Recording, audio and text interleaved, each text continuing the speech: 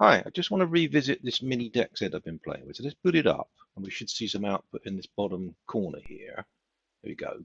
And it might not be easy to see, but what it's telling me is it's using GPIO buttons 23, 22, 27, 17. And in parentheses is the hex value of it, which is a bit confusing. And there's a note that says GPIO 17 is already assigned. And it tells me what MIDI button on messages it's using. And then I've left it on a debug, so every period it's saying how much CPU it's using, yeah, which is not that much actually. Anyway, so what have I done to change it recently? Well, this is the board that I'm basing it on. So this is the Chrissy JH or whatever board, and you see it has 4 parameters here or 4 there. Why 2? Because if you have a bigger screen, I'm using the OLED 32, but if you use the 64, then it will take that space up, and then you use these buttons here. And then he's also exposed the buttons here. And what I think he's done, I'm going to check it. I think what he's done is this is GPIO 17, which is GPIO 17. That's what it said. Oh yeah. 17 is the MTSF.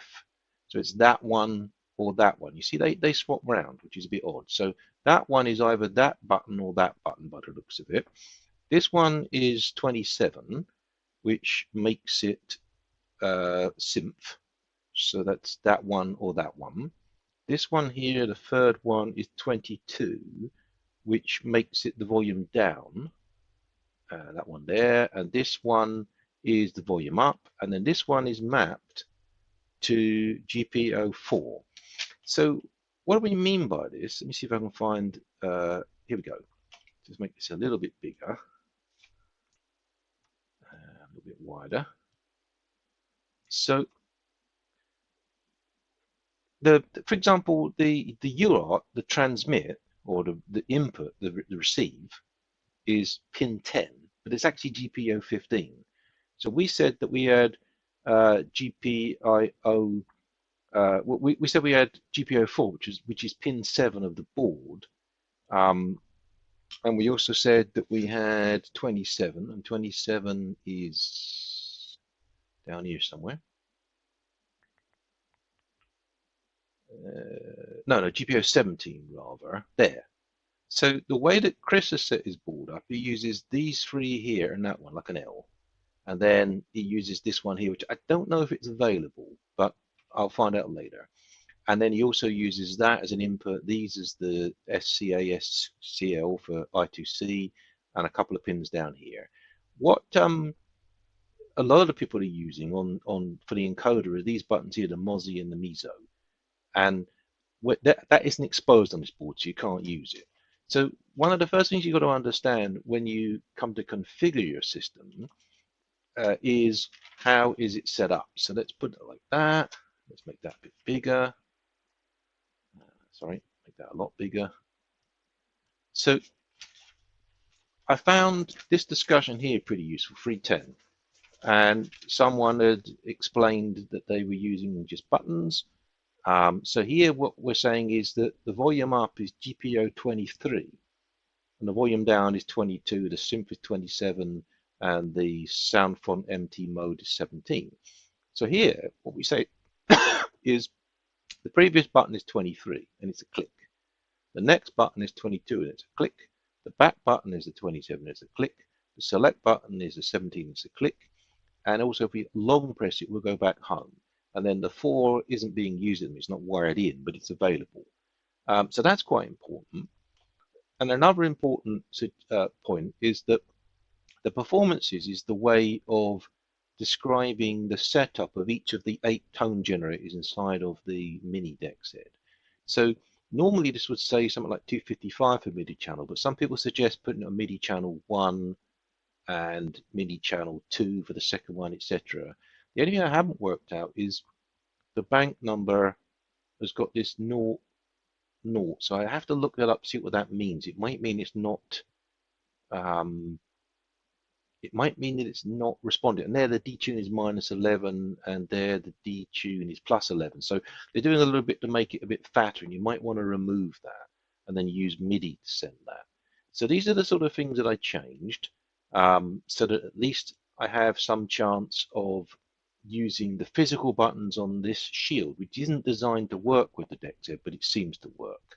Now then I set up a DexEd. So DexEd is something I've ported to Raspberry Pi a few years ago now on my channel because I wanted to test out, can it work on a Pi? And the answer is yes, it can. It works quite well actually. So the first thing you have to do is set up the options.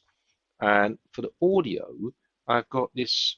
So I don't want to worry about the audio. I'm not interested in that. It's generally very slow on a PC unless you have a dedicated output. And I don't have that on this machine. I have it on my other machine. I've got my ASIO drivers for my Creative Labs device, which is pretty good. So the MIDI input, I'm going to use the MIDI Mate 2. And let's just see. You can see something's happening there. Yeah. The MIDI output, I want to use MIDI out to. So I've got a choice of MIDI Mate 2, but if you look on the screen, which should be, you see that we got some sort of MIDI. Now notice the Kenai was, if you can see it, says 93 for the MIDI. That's because I'm actually transmitting on channel 4 on this keyboard. But if I change this to be that one, nothing comes out. So you have, oh, of course it won't come out there. If I choose that one, nothing comes out. So choose one and make certain with the debug that something's coming out. Okay. And then, so that means that the output from this DexEd is being fed through to the MiniDexed, okay? And the input is clearly coming in, otherwise we wouldn't get any input here at all. So that's that, okay? So now the next thing we do is to go to the param, similar sort of thing. We have to choose our output.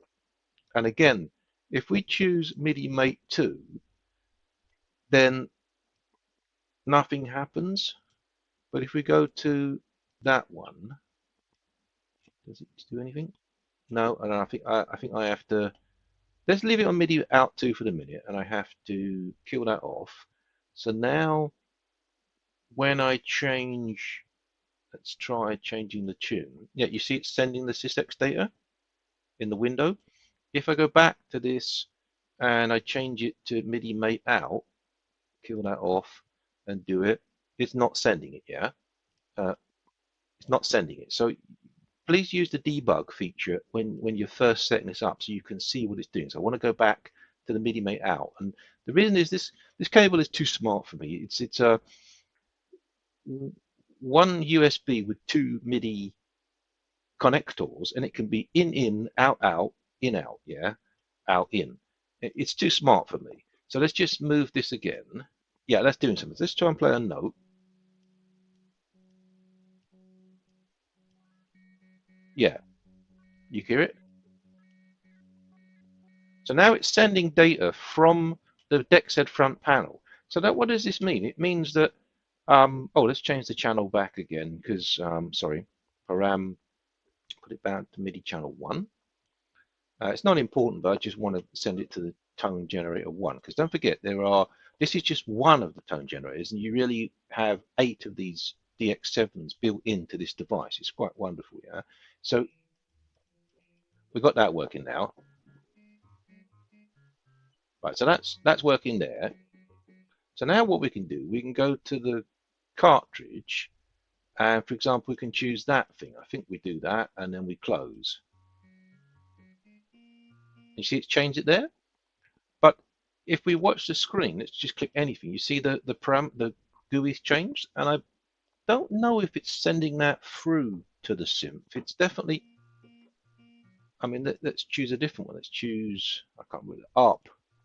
Yeah.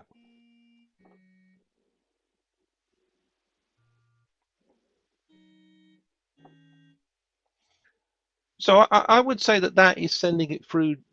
This isn't, the sound we're hearing isn't coming from this thing. It's coming from, I've got the output of the MiniDexed going through the capture card. It's a little bit rough, but that's what it's doing, yeah. So now we got a much easier way of changing patches.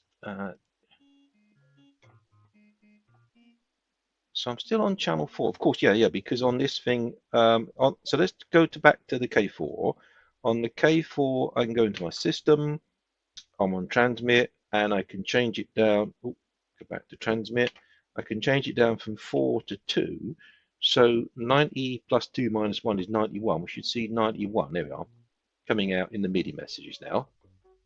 So that's all very good.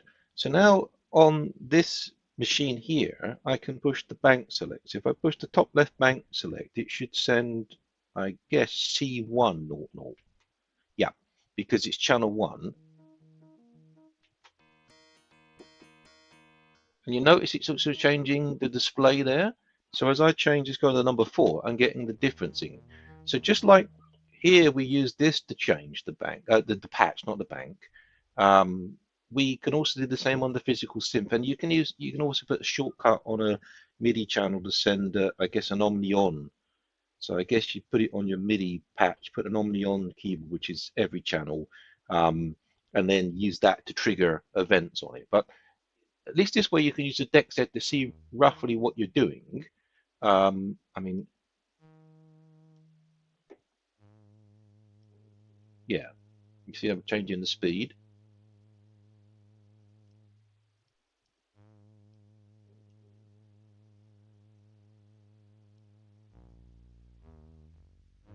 So can we change the wave? Yeah, yeah, that's all working. Okay, so that's cool, right? So we're now in real time using a combination of a physical keyboard and a separate computer. And again, if you have a spare Pi lying around, you can follow my instructions on how to build this for a Raspberry Pi.